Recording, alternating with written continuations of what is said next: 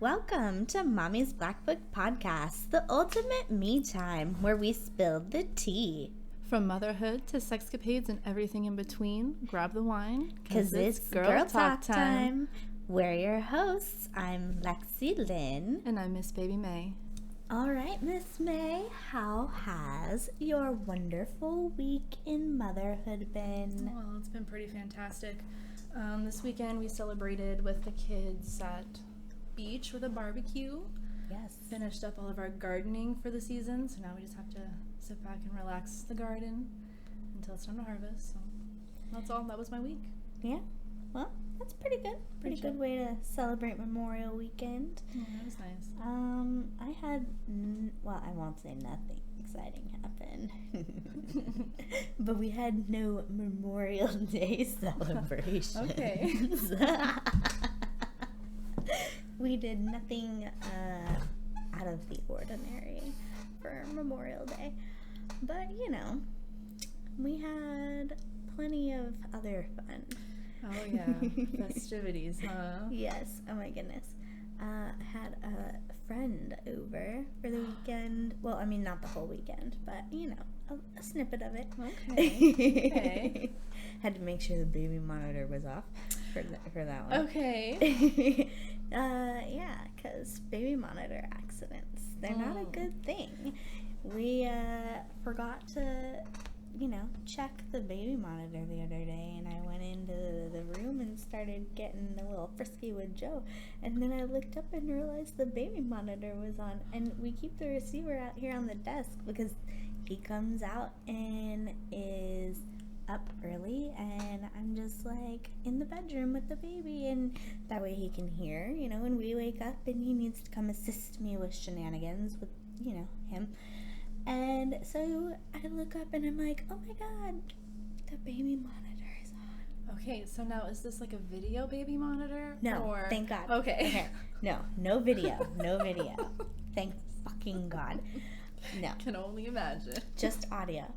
And he goes, oh my god, thank God we weren't talking.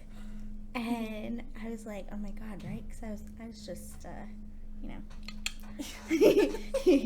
and so freaking, I was like, yeah, good thing. He goes like, good thing I didn't call you any names or anything. Goodness. He's like, as is, we could just say you were giving me a background. Dang. Yeah. I can only imagine. Oh my god, it was freaking horrible. Well, so you had a friend over this weekend? I did. I had a friend over this weekend too. Ooh. Yeah, it was really like impromptu and unplanned, and she came over. That's and always the best. yeah, very unexpected. Yeah. Very great. What a great time. That's awesome.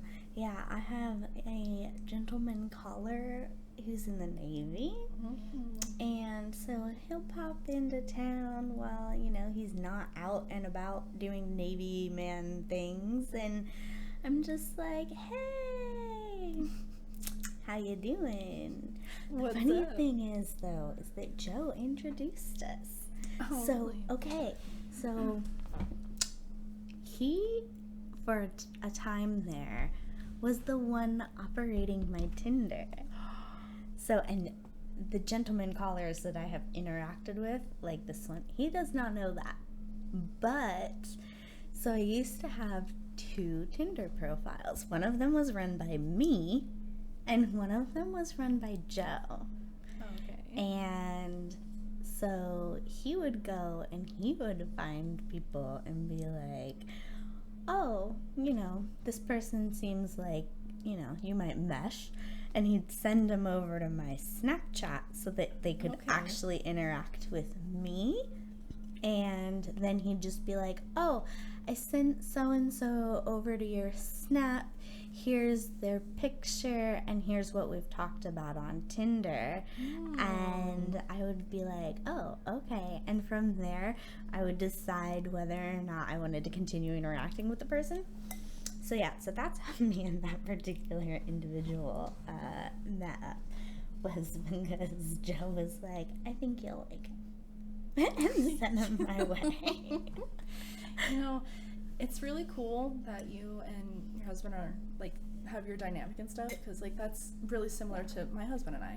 And we always think that we're so like this anomaly because we can't ever find anybody else who do what we do, you know, who are in our lifestyle. So it's like, yeah, cool, man. Yeah. I feel ya. I don't know of any other couples that are like that, you know? And everybody looks at us like we are just this abnormal, like everybody's fascinated. I used to go to work and coworkers and I would be talking and they would not understand, and I'm just, they're like, I couldn't even think of it, you know, my man being with somebody else, blah blah blah. But it's not as like taboo as it sounds. It's not as destructive as it sounds. It's not. It boils down to communication. Yeah. Communication and trust. And trust. You have to trust your partner. You have to know that you love them and that they love you. That you're devoted to each other. At the end of the day, you can go get your rocks off with Tom, Dick, and Harry, but like, who are you going to go to bed with? Yeah. You know? And so he and I have this unique view of, okay, so yes, you love each other and you want to spend your lives together. That's why you get married. But to expect one person to be able to satisfy every single need that you have for the rest of your life, that's just not realistic. It's not realistic. We're one of the only animals that thinks of like this life partner type thing. And it's not natural. It is like trying to force yourself into this box. Yeah, and like, think of evolution. Honestly, think of evolution. Animals since the end of time have always had harems of women or harems of females, you know, to like spread their seed. Yeah. That's still like our basic primal need and instinct. We're animals. We're animals at the core of it. And so, yeah, like, do I respond to every single person? Absolutely not. Absolutely not. Just because you're open doesn't mean that you go out with every person that you come across. You're selective still, you know. And like this individual that was over this past weekend, he and I have been, you know, fooling around for a little while. We talk, we have good chemistry, and he's also one of the only persons that I have been involved with outside of being in a relationship who can tell when there's something wrong. Like, and that's important. Yes, he has in text messages been like, hey, is everything okay? And I'm like, wait, what? That's not normal. Why are you asking me that? Like, yeah. Get out of my head. I'm like, get out of here. But no, and that's nice. But I mean, there's gotta be a little bit underlying there. It's not just like, I mean, don't get me wrong. I love you know, random romp, but steamy one night stands. Yeah. Had my share of those. But, you know, it's always nice to have that consistent individual. The other interesting thing, though, is that we've been open for, 2.5 years or so. And it's only on my side. Really? That is interesting. So, not that if he wanted to go and venture out, he couldn't. I mean, I'm less comfortable with it than he is. Okay. Just from insecurities, previous relationships, all that other things, you know. So I'm less secure when it comes to him going out and being with another woman than he is with me being with other men. He does not care. Right. Absolutely doesn't care. He's just like, go have fun, and how do maybe you, girl? he could send me a picture. Hey. And I'm just like, okay, we'll see if they're up for it. And you know, that's generally how it works. And so he's not once been like, oh yeah, I need to go out. He's had a couple of women like throw themselves at his dick And he's just like, get the fuck out of here. No, not My good. wife has enough personalities for me. I don't need yours to, like. So you check all his boxes. I guess. And I guess I'm kinky enough for his ass, because he's just like, I don't even hardly need to watch porn. You're fine. And, you know, you got bipolar personalities over there, so what do I need another bitch for? Can have a different girl every day of the week with you. Right? He's like, I never know what I'm gonna get. Oh my god. So speaking of never knowing what you're gonna get, there's one day that I'm standing in the bathroom, and, you know, we smoke all of our cannabis in the bathroom. We live in Washington, homies. It's legal here. Don't you get all snippety. Now, so we smoke our cannabis in the master bathroom because it's away from the kids. We can open the window, blow it out the window, right? Responsible smoking as a parent. We practice it. But you also don't want to stand outside when it's dumping rain. So, okay. Northwest problems. Right?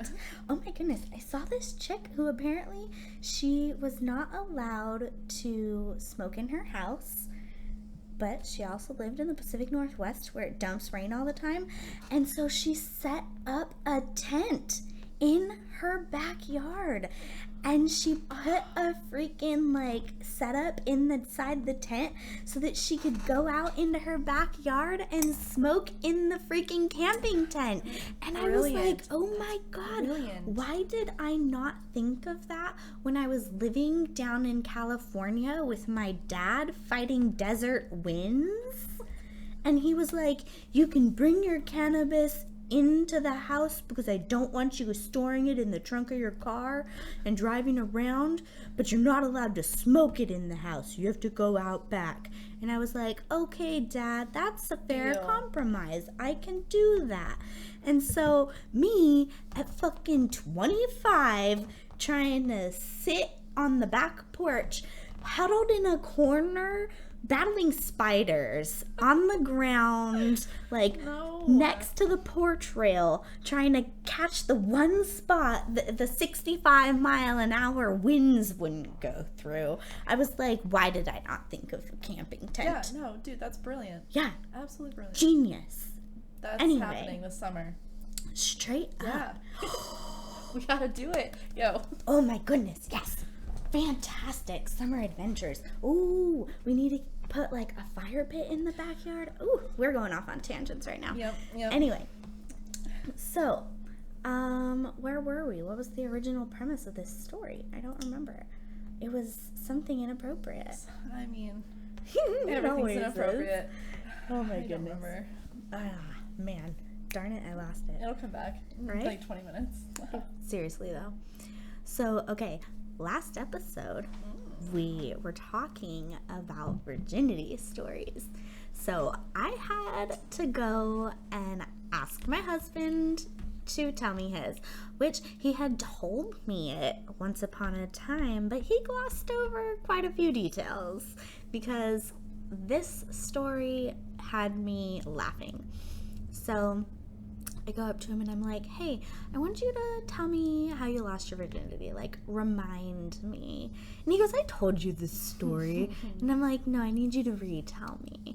And he goes, okay, so I was like, I don't know, maybe 16 or some shit. I was in high school and I was dating this girl, and he's like, she was this little Asian chick. We had been dating for like a week, and the whole time that we were dating, all we could talk about was fucking. And then one day before school, we decided that we were just gonna go do it. And he's like, and at the back of the campus, there was a big old power supply spot that was fenced off, and it had a bunch of bushes around the perimeter.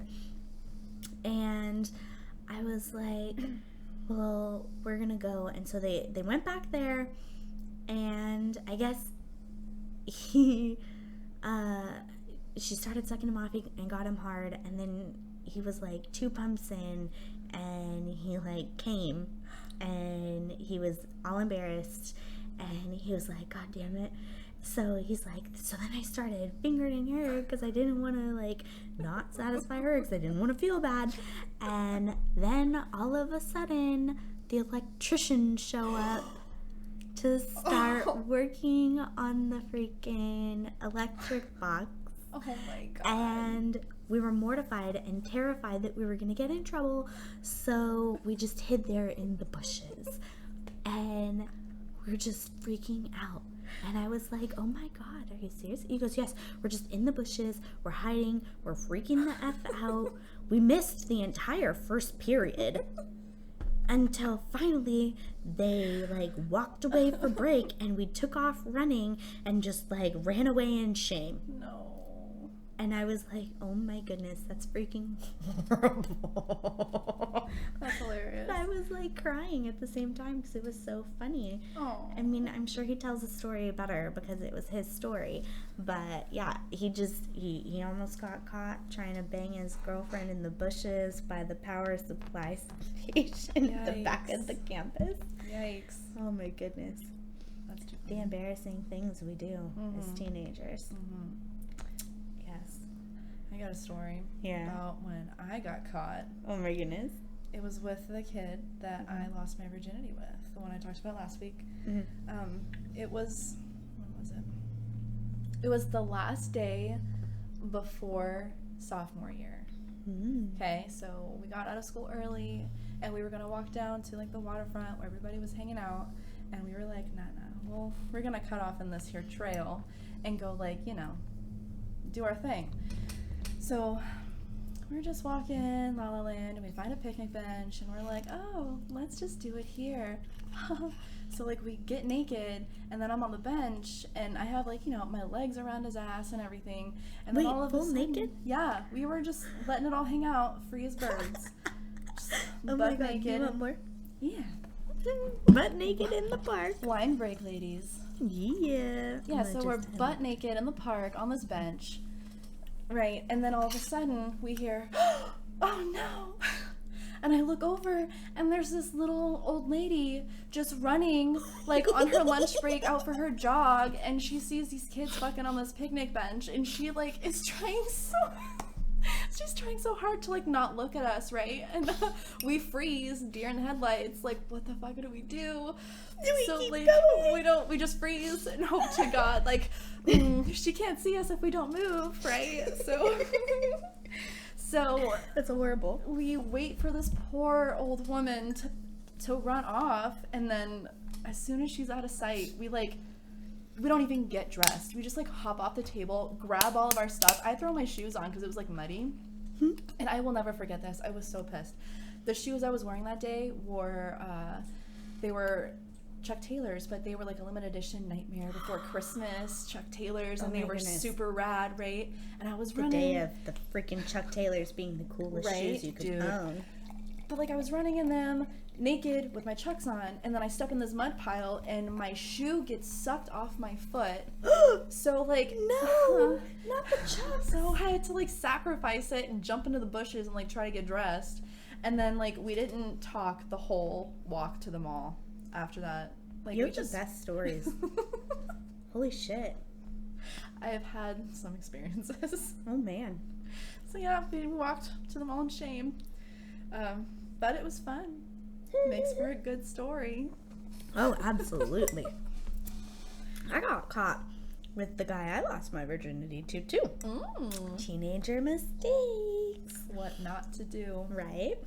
So, what the best part about this is, just earlier that day, we were commenting that we were the only ones in our group of friends that hadn't been caught having sex yet. Because he and I were also the ones that had been having sex the longest. We were the first ones in the group to start doing the frisky business.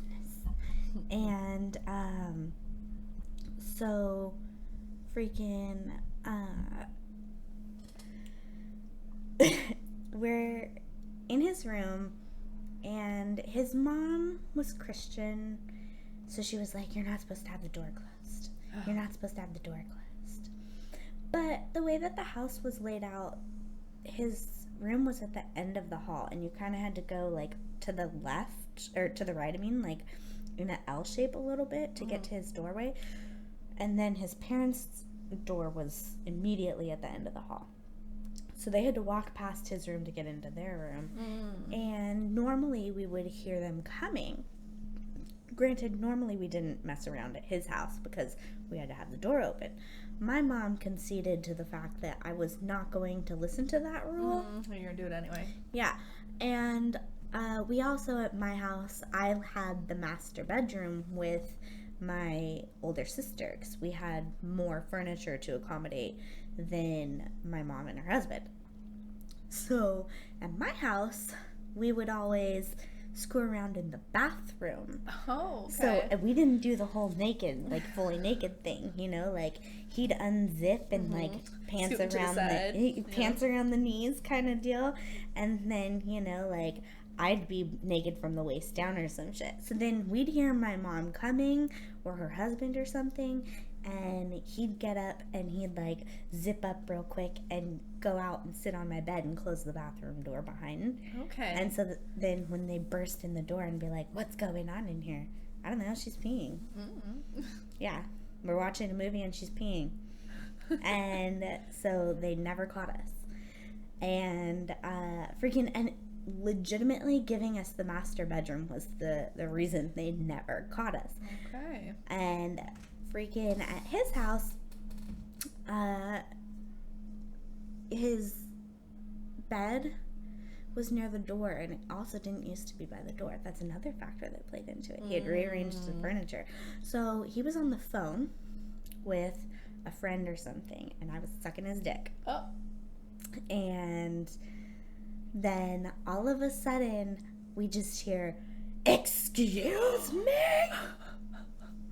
And I look up, and his mom's standing in the doorway. Oh my God. No. Yeah. His fucking mom standing in the doorway, and she is just staring at me with her 16-year-old son's hard cock next to my face. Deer in headlights. What do you even do? Man, Yeah. like, what do you do? It's not what it looks like. Right? Like, I wasn't just doing that. There was no fellatio involved right What now. are you talking? Wow, put that away. What are you doing? Yeah, like, seriously. And she's raging mad. She's raging mad because you're not supposed to have sex before you're married, let alone as teenagers.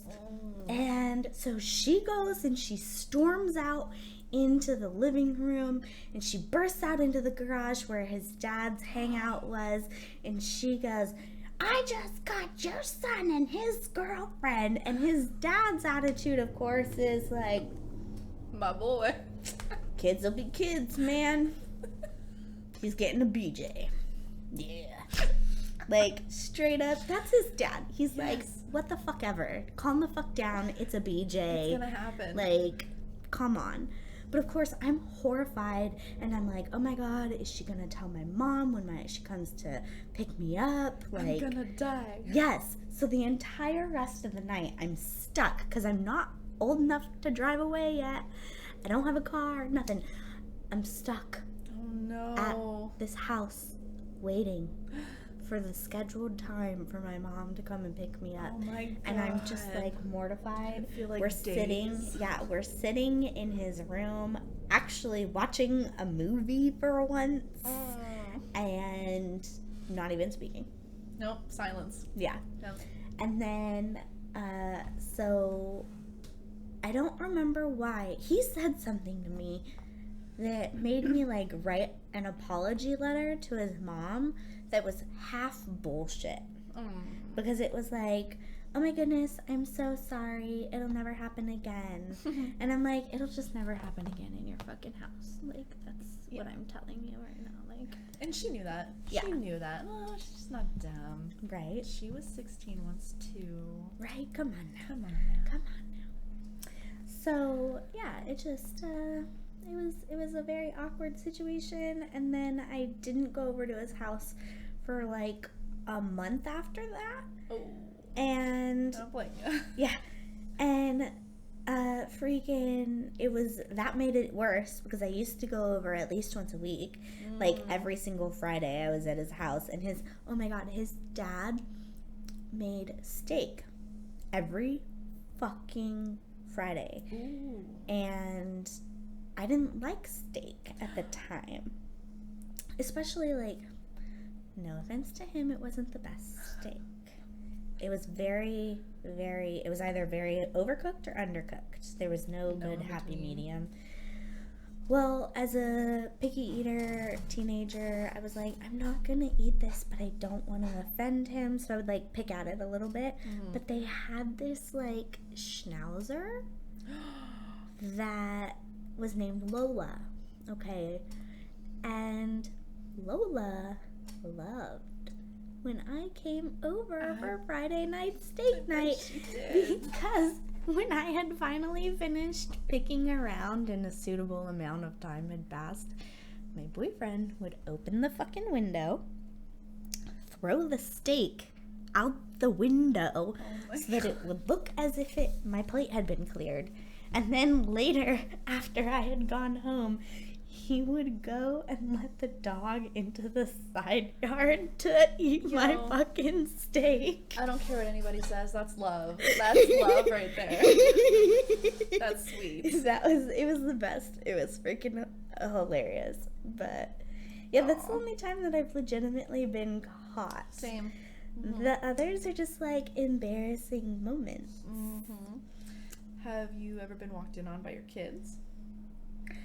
Yes, kind of. So, my daughter, after we had finished and everything, I was like, babe, get dressed. We have to go back out there and finish being parents for the night. You gotta entertain children. Yeah. Well, this motherfucker fell asleep on the bed and just dick out, everything, just knocked out on the fucking bed. And then she comes wandering in to say goodnight, and he's just passed out naked, and she freezes in the doorway and goes, oh! And I go, what? And she goes, Joe is sleeping naked. And I was like, oh shit, get out of here. And so I wake up Joe and I go, bitch, you're supposed to wake up, not fall asleep, or you were supposed to get dressed, not fall asleep naked. You got shit to do. Wake the fuck up. And God. He was like, what? And I was like, Lorelai just walked in here with you asleep with your dick out. And his eyes get all huge and he just goes, oh no. And he like shakes his head and like puts his hand over his dick, like that makes it better. Oh my God, I was like, oh Jesus, their first time seeing a penis. That's great. I walked in on my stepdad sleeping naked. Oops. I don't think we've ever been walked in on by the kids. That's the closest we've come. It was Joe fell asleep naked. It'll happen one day though. My kids have no boundaries. Oh, of course. And they walk in to our room, which we really try to keep them out of our room because that's like our kid-free zone of the house. You know, I had like dildos and shit on the counter, like, you know. You're like, get the fuck out of here. This is not your zone. My son did find my giant black dildo one day and was running around with it. And I was like, God. oh my God, no. That's terrible. Put it down. He was like 3. So yeah. He like, didn't know what it was. He was just fucking flipping it around everywhere. At least it wasn't still wet. Yeah, no. There's a video that was going around, and it was a kid. The mom had left her vibrator out on the freaking nightstand, and the kid walks up and grabs the head of it and goes, ew, it's squishy.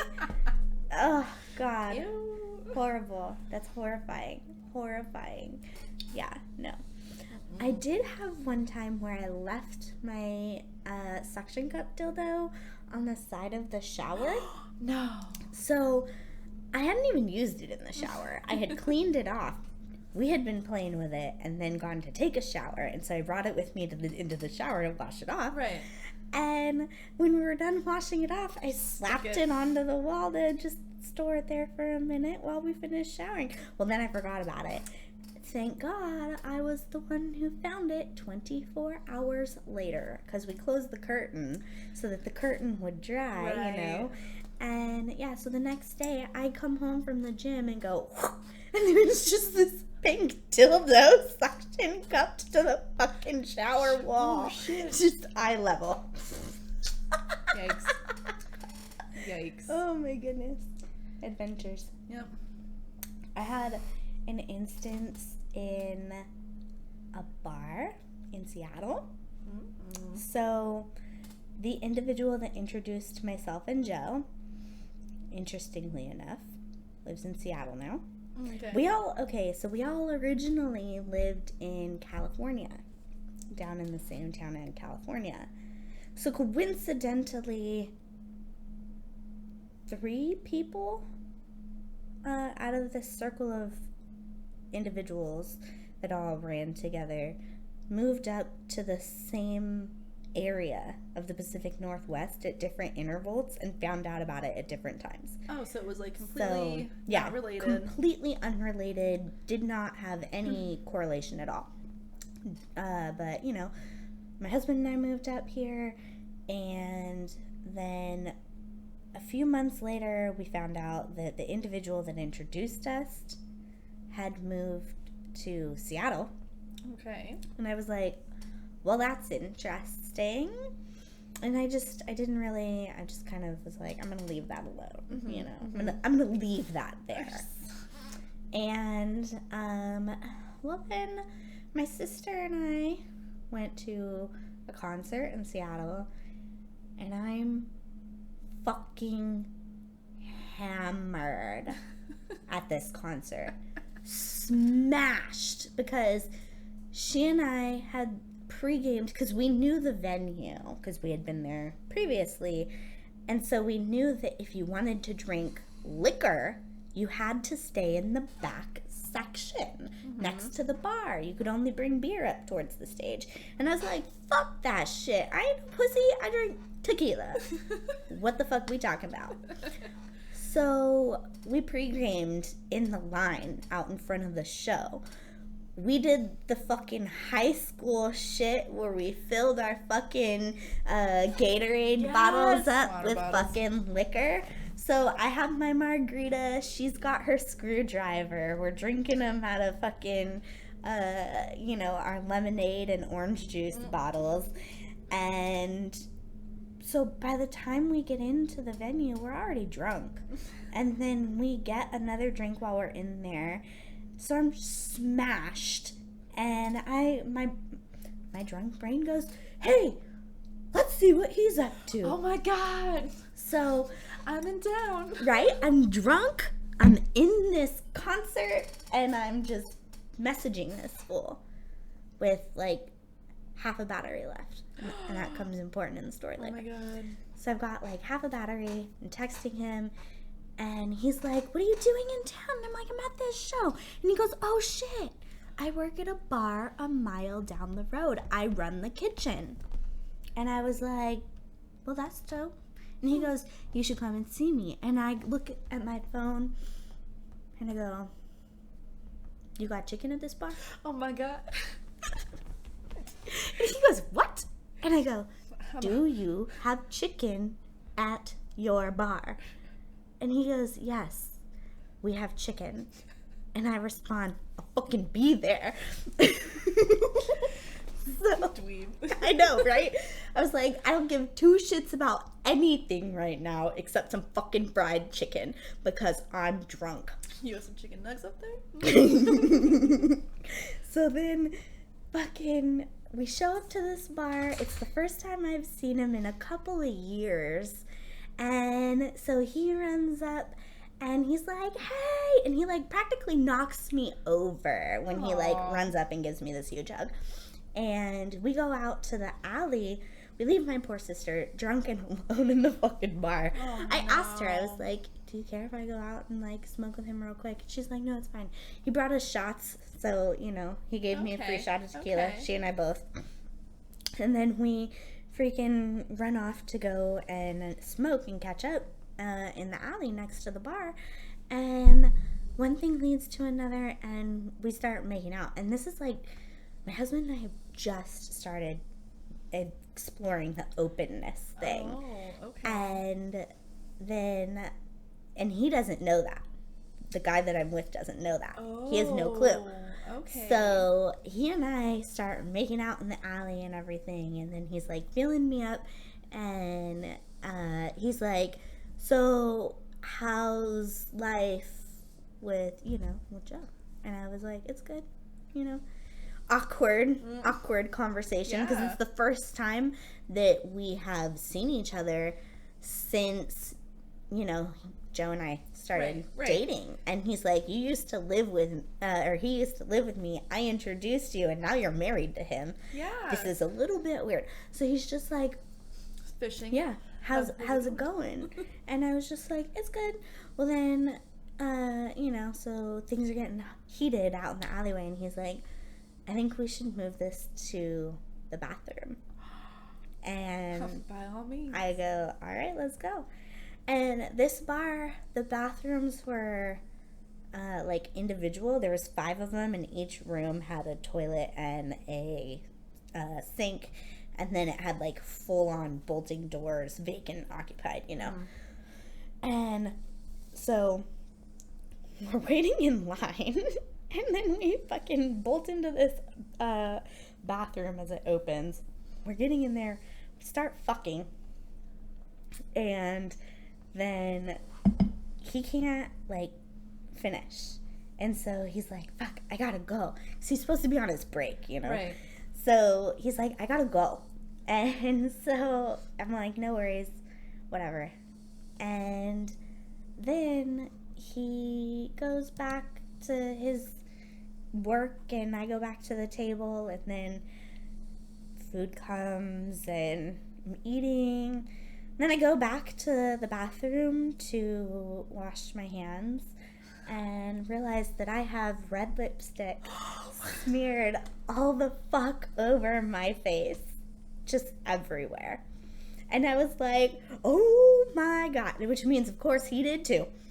Oh my God. Yeah.